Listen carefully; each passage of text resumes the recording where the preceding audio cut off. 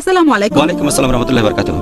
চাচাতো মামাতো ভাই বোনের মধ্যে বিয়ে হলে বিজ্ঞান বলে তাদের যে সন্তান হবে সে সন্তানের জেনেটিক সমস্যা হতে পারে।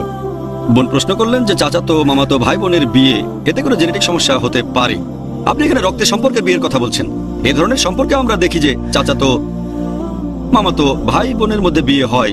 পবিত্র কোরআনের কথা যদি বলতে হয় যে কাদেরকে বিয়ে করতে পারবেন না, কোরআন বলছে বিয়ে করতে পারবেন না আপনার মাকে অথবা আপনার বাবা যেসব মহিলাকে বিয়ে করেছেন তাদের বিয়ে করতে পারবেন না, আপনার বাবার বোনদের মায়ের বোনদের বিয়ে করতে পারবেন না, বিয়ে করতে পারবেন না নিজের আপন বোনকে, পারবেন না আপনার মেয়েকে, এরকম লিস্টে দেওয়া আছে। তবে এই লিস্টে মামাতো চাচাতো ভাই বোনের উল্লেখ নেই।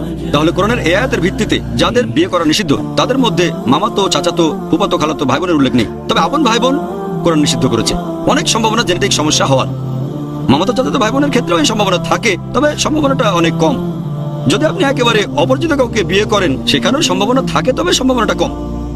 আশা করি উত্তরটা পেয়েছেন।